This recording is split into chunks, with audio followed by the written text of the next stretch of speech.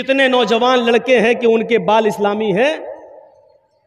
अभी जायजा लो और खड़ा कर दो और ऊपर से देखना शुरू कर दो, तो अभी आपको ऐसे ऐसे लोग मिलेंगे कि जिनकी यहां से बिल्कुल साफ, यहां से बिल्कुल साफ, यहां से बिल्कुल साफ, सिर्फ इतनी जगह पर बाल मिलेंगे, ऐसा लगता है जैसे मधुमक्खी का छत्ता। और इस बाल को नाम रख दिया है फैशन, जबकि हमारी नजर में यह है सुअर कट बाल। ये बाल इधर से, ये कौन सा बाल है? मुसलमान उसको कहा जाएगा उसका उठना बैठना चलना फिरना और खाना पीना शादी और ब्याह सब इस्लामी हो, तब कहा जाएगा कि ये मुसलमान है। इसी तरीके से दो चार नमाज और दो चार रोजा रखने वाले को मुसलमान नहीं कहा जा सकता है। इस मिसाल को याद रखिएगा। ऊपर से आप सिस्टम को देखना शुरू करें, नजर डालें और देखें तो ऊपर से नीचे तक आप अभी पता चल जाएगा कि कितने लोगों की पूरा का पूरा शरीर इस्लाम की तालीमात से भरा पड़ा। हजरत उमर रात की तारीकी में अंदर बाहर निकलते हैं, देखते हैं कौन भूखा है कौन सो रहा है। रात के अंधेरे में एक घर से किसी औरत की चीखने की आवाज आती है। वो औरत बुलंद आवाज से चीखते हुए नाम ले रही है कि मेरा शौहर मैदान जंग में कत्ल कर दिया गया है और अभी तक मेरी दूसरी शादी नहीं हुई है, ना मैंने की है। अब तो जवानी मुझे इतनी तंग कर रही है कि आज की रात अगर नजर इब्ने हारिस होता, आज की रात अगर नजर इब्ने हारिस होता तो आज मैं नजर इब्ने हारिस को पकड़कर आज अपने चारपाई पर अपने बिस्तर पर ले आती और आज चारपाई के पाए टूट जाते, यानी आज मैं उससे हम बिस्तर हो जाती, उससे मिल लेती। हजरत उमर फारूक ने उस औरत के गुनगुनाने की आवाज अपने कानों में सुनी तो आपने मकान नंबर नोट कर लिया और चले गए। सुबह होकर किसी आदमी के जरिए उस औरत को बुलवाया और उस औरत से पूछा क्या बात है, तुम्हारा हस्बैंड कहाँ है? का मैदान जंग में कत्ल कर दिए गए। तुमने दूसरी शादी क्यों नहीं की? क्या मुनासिब कोई लड़का नहीं मिला? तो ये बताओ कि तुम रात में ये अशार क्यों पढ़ रही थी? उसने कहा नहीं, मैं तो ऐसा नहीं पढ़ रही थी। उमर फारूक ने कहा मैंने अपने कानों से सुना है। तुम सबको झुठला सकती हो, मुझे नहीं। सही बता दो कि ये कोड़ा निकाला और कहा बताओ। तो कहने लगी हाँ मैंने नजर इब्ने हारिस का नाम लिया है। कहा नजर इब्ने हारिस कौन है? कहा फला फला मोहल्ले में रहता है। क्या वो भी तुम्हें जानता है? जवाब दिया नहीं। कहा फिर तुम उसको कैसे जानती हो? कहने लगी वो मुझे बड़ा खूबसूरत लगता है, बड़ा हैंडसम लगता है और मेरा दिल उसके ऊपर आया हुआ है। इसका मतलब उसने तुम्हें नहीं देखा? कहा नहीं। कहा जाओ। फिर थोड़ी देर के बाद नजर इब्ने हारिस को बुलाया हजरत उमर ने और पूछा कि आखिर तुम्हारी खूबसूरती की वजह क्या है? आखिर तुम्हारे ऊपर मदीने की औरतें क्यों मरती हैं? क्यों कोई औरत तुम्हारे ऊपर फरेफ्ता होती है? जब नजर इब्ने हारिस आए तो हजरत उमर फारूक ने देखा नजर इब्ने हारिस की खूबसूरती का राज क्या था। उनके आगे के बाल यहां होता ना, यहां से डाल के यहां बड़े हो रहे हैं। बड़े का मतलब ये होता ना, ये तो यहां के बाल उसके बड़े थे नजर इब्ने हारिस के। हजरत उमर ने कहा ओ तो ये वजह है, ये तुम्हारे आगे के ये जुल्फ, ये आगे के बाल, इसकी खूबसूरती की वजह से मदीने की औरतें तुम्हारे ऊपर मरती हैं। एक आदमी के अंदर ये बस इतनी कमी थी, यहां तो एक दो बच्चे होंगे, सोचो तो सही। वहां एक आदमी ऐसा मिला, हजरत उमर ने कहा बारबर को बुलाओ, नाई को बुलाओ। कहा अमीरुल मोमिनीन क्या बात है? कहा तुम्हारे बाल काटे जाएंगे, टकला किया जाएगा तुम्हारे। कहा अमीरुल मोमिनीन मेरा क्या कसूर है? अगर औरत मुझ पे मर रही है तो वो मर रही, हमने थोड़ी उससे कुछ कहा, हम तो जानते भी नहीं उसको। कहा वजह ये नहीं है, उसकी सजा तो मैं नहीं दे रहा हूं, सजा इस बात की मिल रही है कि तुम्हारे आगे के ये बाल अगर इतने बड़े हुए ना होते तो वो औरत तुम्हारे ऊपर ना मरती, इस खूबसूरती की वजह से मर रही है। लाओ इधर, टकला कर दिया, पूरे हो गए गंजा, लग रहा है जैसे उम्रा कर लिया। कहा अमीरुल मोमिनीन आप कर रहे हैं फैसला तो मान रहा हूं, लेकिन मेरा दिल नहीं हो रहा टकला कराने का। कहा तुम्हारे दिल से क्या मतलब? अब पूरा टकला कर दिया। अब टकला करने के बाद फिर हजरत उमर ने एक काम और किया। क्या किया? एक सफेद रंग का अमामा पगड़ी उनके सर पे बांध दी ताकि टकला ना दिखाई दे। लोग टकले का मजाक उड़ाते हैं, अब तो बहुत बड़े बड़े लोग टकले हैं। टकला होना कोई बुरी चीज थोड़ी है, कुदरती चीज है। हो गया तो कोई क्या करे। अब बड़े बड़े लोगों को मैंने टकला कह दिया, ये यूट्यूब वालों से बड़ा डर लगता है। हमने किसी का नाम नहीं लिया, ये फोटो भी बना देंगे, तस्वीर भी बना देंगे और लिख भी देंगे कि मौलाना जर्जीस ने इनको टकला कहा। ये इनका हरामी पना है, और इस हरामी पने से ये यूट्यूब चैनल वाले बाज नहीं आ रहे हैं, बाज नहीं आ रहे। अब तो जलसा कमेटी वालों ही से कहना पड़ेगा कि आपके यहाँ यूट्यूब चैनल वाले आएंगे और ये आएंगे तो अब हम नहीं आएंगे, ये हमें अब कदम उठाना पड़ेगा, क्योंकि ये अपनी हरकतों से बाज नहीं आ रहे। इन्होंने बंगाल की इतनी तकरीरें डाल दी, मेरी ममता का जो प्रचार मैंने किया था, इतनी तकरीर डाल दी कि यूपी में मेरे ऊपर प्रचार पे रोक लग गई। यहां तक के पूरे प्रचार में आपने देखा होगा कि यूपी में मेरी कोई तकरीर नहीं हुई। ये इनके हरामी पने से, इन यूट्यूब चैनलों की वजह से। गौर कीजिए, देख लिया, आप किसी का भी मैंने प्रचार नहीं किया यूपी में, सबसे अलग। क्यों? ऊपर से ऑर्डर था कि आप नहीं बोल, तकरीर नहीं कर सकते हो, जलसा नहीं कर सकते, ये हालत है। लेकिन खुश हो जाओ, तुम्हारी पेट की जहन्नम भर गई है, तुम्हें 1000, 2000, 10,000 रुपया तुम्हारे अकाउंट में आ गया है, तुम खुश हो जाओ। लेकिन तुमने कितना बड़ा नुकसान कर दिया है यूपी वालों का, ये तुम्हें नहीं मालूम। तो मेरे भाइयों, जब उनको पगड़ी बांधती तो वो अब और ज्यादा खूबसूरत लगने लगे पहले से। उल्टा हो गया, हजरत उमर का दांव उल्टा हो गया। उन्होंने बाल इसलिए काटे थे कि इसकी खूबसूरती मिट जाए, लेकिन बाल काटने के बाद जब पगड़ी बांधी उसको तो वो और ज्यादा खूबसूरत लगने लगे। अभी तो मदीने की एक औरत उनके ऊपर मर रही थी, अब 10 मरने लगी। जहां जा रहे हैं इतना खूबसूरत, ये जा रहा है। हजरत उमर को पता चला कि उस आदमी के ऊपर तो और औरतें दीवानी हो गई, मदीने की लड़कियां दीवानी हो रही हैं। तो हजरत उमर ने उसको दोबारा बुलाया, कहा नजर इब्ने हारिस, तुम्हारी खूबसूरती ने और इस अमामे ने मदीने की लड़कियों को, मदीने की औरतों को फितने में डाल दिया है। मदीने की औरतें कहीं फितने में मुब्तला ना हो जाएं, लिहाजा तुम्हें अब मदीने से निकाला जा रहा है और यहूदियों की या ईसाइयों की बस्ती में भेजा जाएगा। वहां जाकर दीन की तबलीग करो, वहां जाकर दीन की दावत दो। चूंकि तुम मुसलमान हो, इसलिए ईसाई और यहूदी औरतें तुम्हारे ऊपर मरेंगी नहीं, और तुम्हारी दावत अगर काम आ गई तो वो इस्लाम भी लेते आएंगे वहां के लोग। अब तुम्हें मदीने में नहीं रखना पड़ेगा। एक आदमी की खूबसूरती जो औरतों को दीवाना बना रही थी, आदमी ही को निकाल दिया हजरत उमर फारूक ने। हम तो औरतों को जलसे से नहीं रोक पा रहे हैं, आदमियों को क्या रोकेंगे, मर्दों को क्या रोकेंगे। बेटा कहां जा रहे हो? शादी हो गई तुम्हारी? अब बताओ ये कहां जाएगा बेचारा, इसकी तो बीवी भी नहीं, जाएगा कहां?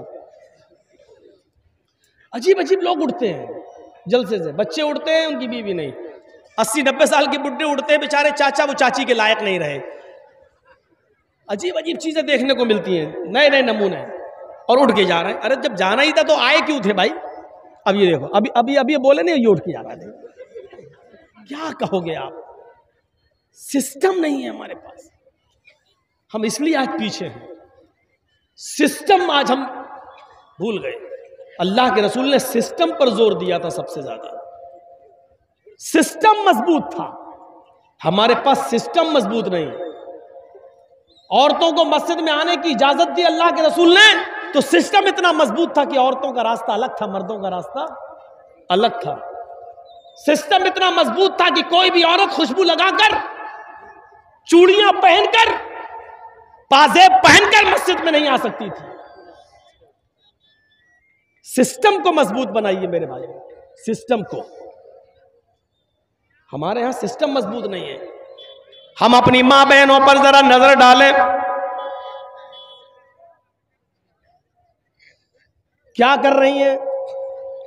क्या उनके अंदर वो शर्म और हया बाकी रह गई है जो इस्लाम का एक हिस्सा थी? हमारा कुरान नबी की औरतों, नबी की बीवियों को भी हुक्म दे रहा है। अल्लाह, या निसा अन्नबी लस्तुन्ना कहदिम मिनन निसाई इन इत्तक़ैतुन्ना। आए नबी की बीवियों, गौर करो, आए नबी की बीवियों, आए नबी की औरतों, आए नबी की बीवियों, लस्तुन्ना कहदिम मिनन निसाई इन इत्तक़ैतुन्ना। तुम आम औरतों की तरह नहीं हो, तुम मामूली औरत नहीं हो, तुम मामूली लेडी नहीं हो। आए नबी की बीवियों, अगर तुम अल्लाह से डरती हो तो तुम मामूली औरत नहीं हो। फला तग़ज़ाना बिल क़ौल फयतमअल्लज़ी फ़ी क़ल्बी मरज़। आए नबी की बीवियों, जब तुम्हारे घर में कोई सवाल करने वाला आए, तुम्हारे घर का दरवाजा खटखटाए, तुमसे गुफ्तगू करे, तुमसे बातचीत करे, फला तग़ज़ाना बिल क़ौल, तो तुम्हारी कौल में, तुम्हारी बातचीत के अंदर नरमी नहीं होनी चाहिए, तुम्हारे लहजे में नरमी नहीं होनी चाहिए, मिठास नहीं होनी चाहिए। ये कुरान औरतों को हुक्म दे रहा है। अरे औरतों, जब तुम किसी से गुफ्तगू करो, किसी से बात करो, तो तुम्हारे लहजे में, तुम्हारी गुफ्तगू में नरमी नहीं होनी चाहिए, मिठास नहीं होनी चाहिए। जैसे हम किसी से बात करें, किसी औरत से, अब वो देख रही मौलाना जर्जीस जी, हाँ, महीन आवाज से बात करे, शर्मा शर्मा के बात करे, ये नहीं होना चाहिए। जी, दरवाजा खटखटाया, अंदर आप नहीं है, भाई नहीं है, बाप नहीं है, किसी लेडी की आवाज आई, अंदर से आवाज आई, जी कौन? ये आवाज होनी चाहिए। जी कौन? जी मौलाना जर्जीस। अच्छा ठीक है, हाँ बताइए कैसे आए हो? वो आपके भाई से मिलना है। कहाँ है? देखिए भाई तो अभी घर पे है नहीं है, बाद में 2 घंटे के बाद, 4 घंटे के बाद आइएगा, तब पता कर लीजिएगा। ठीक है, बस ये आवाज होनी चाहिए, बदतमीजी नहीं। लेकिन नहीं, अभी घर पे कोई नहीं है, ना अब्बू है ना भाई है, कोई नहीं है, ठीक है बाद में आइएगा, 2 घंटे बाद पूछ लीजिएगा, ठीक है शाम को आइएगा, पता लगा लीजिएगा, ये होना चाहिए। लेकिन होता क्या है, दरवाजा खटखटाया, बैल बजाई, पहले दरवाजा खोला, जी वो आपके भाई कहाँ हैं? जी वो तो नहीं है। आप कहाँ से आए? देखिए बातचीत बढ़ रही है। आप कहाँ से आए? किशनगंज से। और इतनी दूर से? आइए पानी पी लीजिए।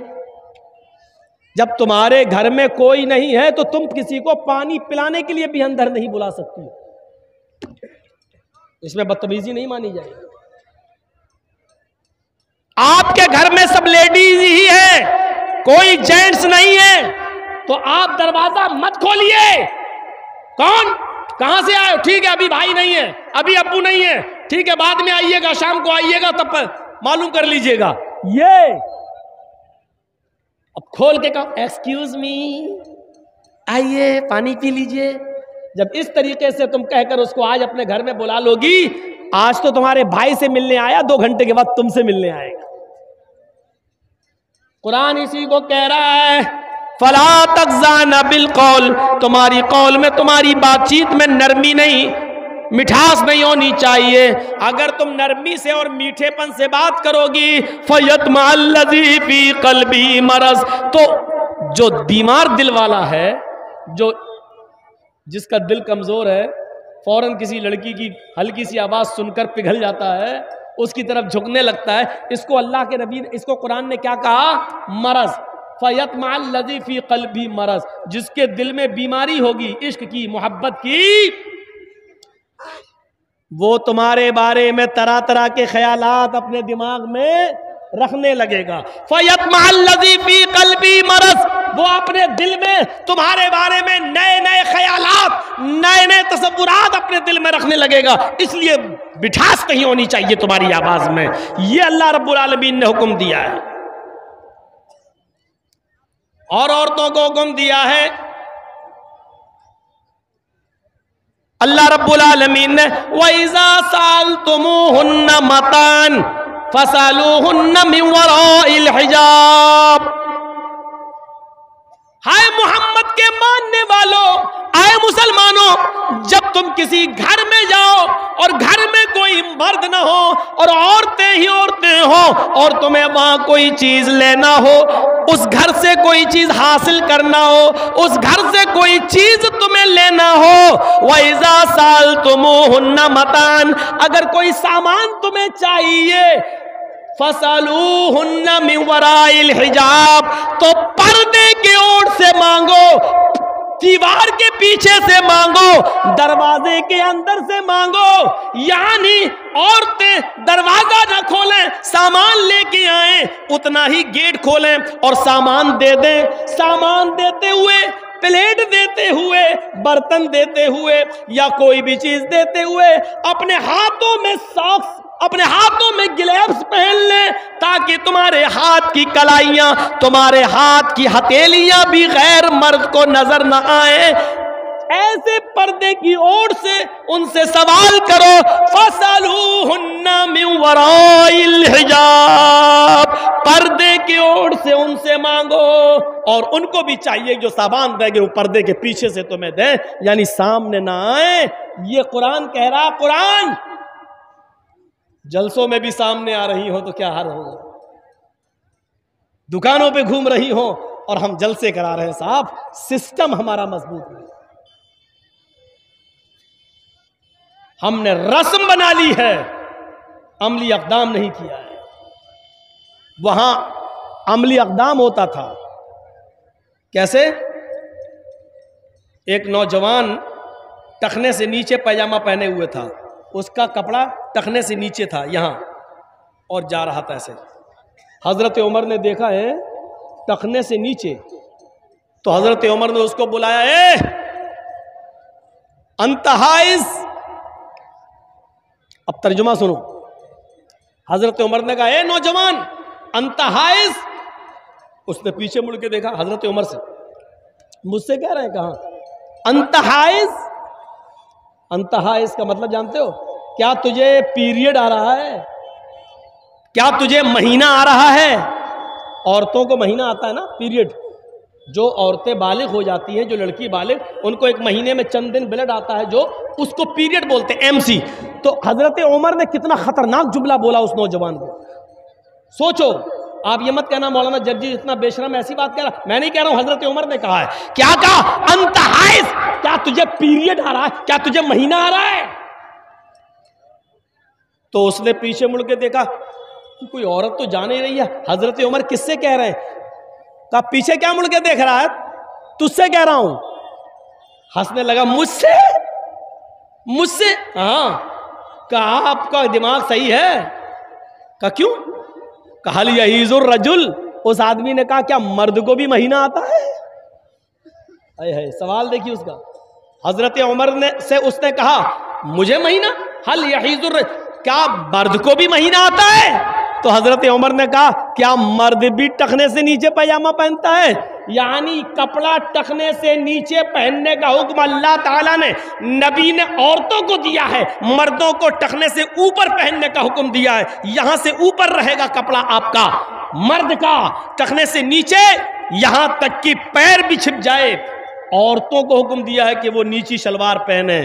और जब चादर या नकाब लगा के जब बाजार या मायके या कहीं जाएं तो ऐसी कंडीशन में इतनी नीची चादर हो जो आपकी चप्पल को भी छिपा रही हो, चप्पल भी नजर ना आ रही हो, और जमीन की मिट्टी से रगड़ खा रही हो चादर, इतनी नीची चादर होनी चाहिए।